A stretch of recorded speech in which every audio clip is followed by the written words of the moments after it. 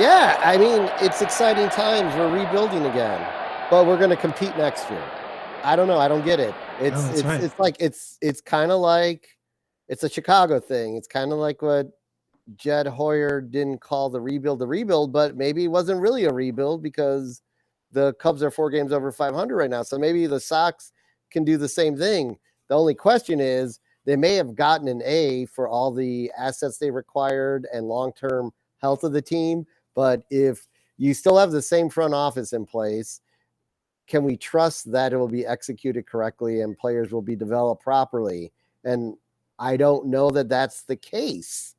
That's where my reservations come in. I think But those are legit reservations. because we also had an A plus rebuild. We had all the prospects who couldn't miss, and some of those prospects we're going to talk about in a little bit during Rathahan are have been brought forward in the press as being bad influences on this team. But before we get into any of that, let's talk about the trade deadline. And right before we went on break, the Sox were the first to start moving pitchers, and they moved Giolito and Lopez together and acquired the one of the top prospects from the Angels in Edgar Cuero, the catcher, and then left-handed pitcher Kai Bush. Then, to your point, they made a trade with the Dodgers where they sent slapdick motherfucker Lance Lynn and former Dodger Joe Kelly. Another, it's kind of funny that those two went together too because they're both interesting individuals on the mound. They're Yeah, they emotive, I would yeah, say. yes, they're very emotive. So like the fact that they went together is also kind of funny. The funniest part of this trade, the Sox got like a great top pitching prospect. This isn't the funny part of it. Nick Nastrini, and then another pitcher, Jordan Leisure, who's like the in the teens a rated prospect for the Dodgers. But they got Trace Thompson back, who they originally traded to the Dodgers like I don't know 10 years ago or something like that. I think he was on the Tigers for a while too, so that guy's been Yeah, all over the place. yeah, he's in his early 30s now. He's had ups and downs. He's not very consistent. He shows moments of what looks like he's gonna live up to his expectations by the Sox drafting him, while the Dodgers traded for him, and it never has transpired. He is getting a lot of playing time now though, in with the White Sox in the outfield. So I think they may have just got him as, we need some players to help finish out this year. I think the most surprising trade that caught all of us off guard was the Sox traded Jake Berger, the number 2 offensive output player on their Yeah, team, to the and Marlins. the most popular player on the field, I would say, of the Yeah, White Sox. to the Marlins for Jake Eder, who has a shit ton of tremendous upside, had just on July 31st had a 10 strikeout performance in Double A, over 5 1/3 or 2/3 innings. He's a probably slotted to be a number 2, even maybe a number 1 at some day, but it was just sort of shocking because he was under control. The Sox had spent they paid for 2 injuries, 2 ruptured Yeah, Achilles rehabs for him. He was living up to what we had heard about his ability to hit. Yes, his batting average was only 215 or something, and he that's had a modern high baseball, though. yeah, he had a high strikeout rate, but his OPS was almost, was near 800, and he had a lot of timely. He tended to get a lot of timely home runs. Like, Yeah. I bet if you looked at how they measure clutch numbers, he's probably pretty high. I didn't look those up before coming on the air, but that was kind of like the trade that sort of like was like, oh shit, what else is going to happen after this trade? Because now at that point in my head, I'm like, Well, shit, everybody's fair game. I thought that trade made perfect sense on paper because Eater is certainly a huge prospect to get back, and it might even work into your rotation next year. Right. I also like that it was Berger traded for Eater, so Berger. Yeah. But it just makes no sense from a fan's perspective, and that's fine. I mean that's Yeah, not I what don't Rick Hahn is yeah, I don't doing. care about that. Well, actually, it ended up not being Rick Hahn. It was revealed that it was Kenny Williams doing the negotiations for that.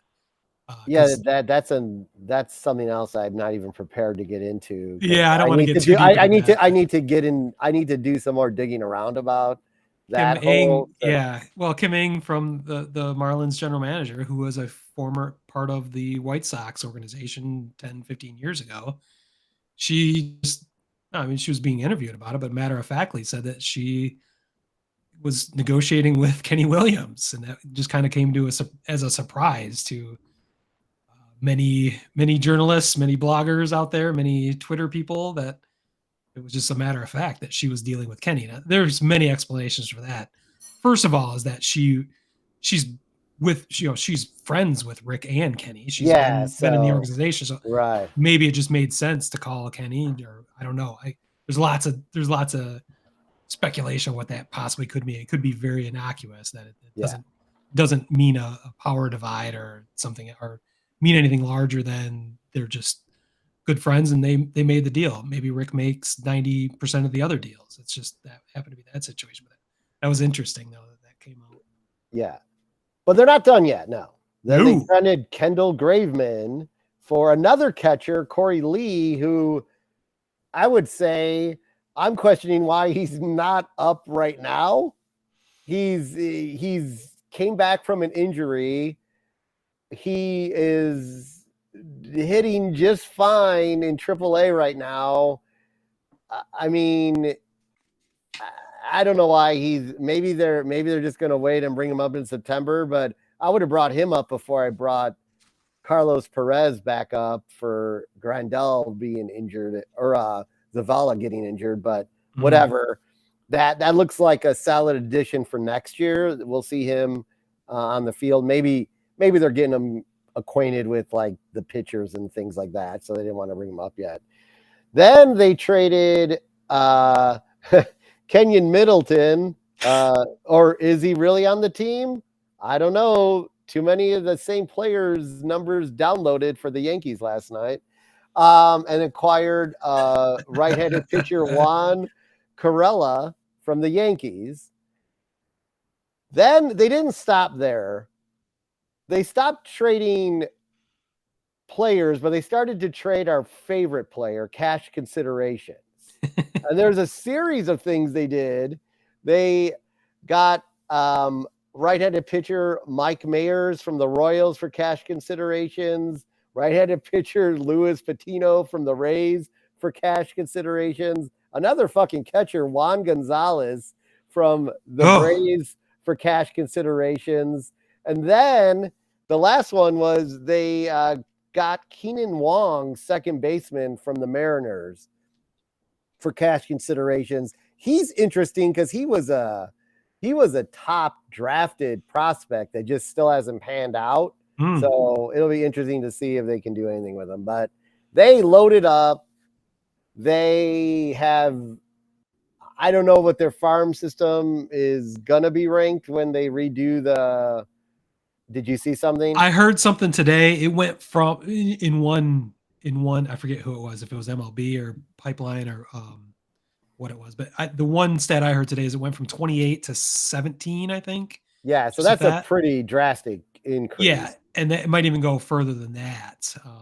I'm not sure, but yeah, it on paper, I mean, there is nothing to be upset about, but with the returns that Rick Hahn always gets from all of his trades and the fire sales. So the question you already brought up is, can they develop them? And we're not seeing that. So yeah, I mean, let's talk. I mean, we just go to catcher development. I mean, Zach Collins turned out to be a bust. He's been a bust leaving the Sox. I did read an article like, oh, we got catchers, they never develop catchers, but that's really not true. I mean, someone said they haven't developed a catcher since Ron Karkovice, and Whoa. Ron Karkovice was a good defensive catcher, but pretty mediocre hitting wise. But never mind. I'm gonna stop talking because I can't remember the guy's name. It's That's Tyler. right. Oh, Tyler Flowers. Oh, of Tyler course. Flowers turned out to be a decent framer. He went on and had a pretty decent career with Atlanta too, after playing with the Sox for like 9 seasons or whatever. So they developed Tyler Flowers, and he succeeded in Major League Baseball. So, like, I mean, let's not. This is not a great organization right now, and we're going to get more into that in the next minute. But like, you know, let's not like. Not everything is what Twitter or X or whatever the fuck it's called makes of it. And when Rick Hahn goes on and calls it a cesspool, I understand why he calls it a cesspool, because these people are insufferable. They are never fucking happy. Even when the White Sox won 93 games last year, they weren't fucking happy. Or 2 I have a years question ago. about that. Yeah. Why does Rick Hahn know anything about Twitter? Why would he even go on Twitter? Like, that seems like a horrible idea. It is a horrible idea. I know. I think But it's he seems to bring up Twitter all the time. So all the time. He's keenly aware. I've actually heard speculation. There is no, I mean, there's plenty of fake Rick Hahn. Yeah, Rick Hahn burner account and all those. Well, yeah. Has he created his own burner? He must have. He must have some weird burner account where he's following all this shit because he knows about all of it. I want to know why I don't have season tickets for the amount I've defended this motherfucker over the last like 5 years. He definitely knows who we are if he's on there. So yeah, shit. I'm wondering, like, we should figure out like what his burner account could be. Like, what we should maybe that's an asshole poll. Come up with some ideas for what it could be and put it out there. Like, let's sleuth out who the burner account is. I think the question is, since we all know Rick Hahn is following Twitter based on his comments over and over again in the media, what do you think his account handle is? And then you know how we could start? We'll look at the followers of Sox type thing, which, you know what? I meant to bring this up, and this is the perfect time. You just passed the 300 followers. Oh, I did. I made it past 300. I didn't. Now, we may have lost 1 or 2 since we were podcasting here, but I did see it was at 300 at one point. So nice. Maybe we go down that list and see if we can figure out which one of those would be Rick Hahn's burner account. Yes. Maybe it is actually Rick Hahn's burner account.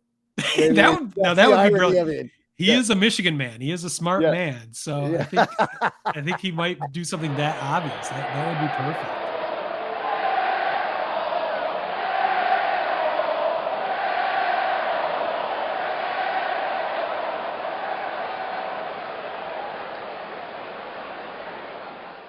Word Hole Media.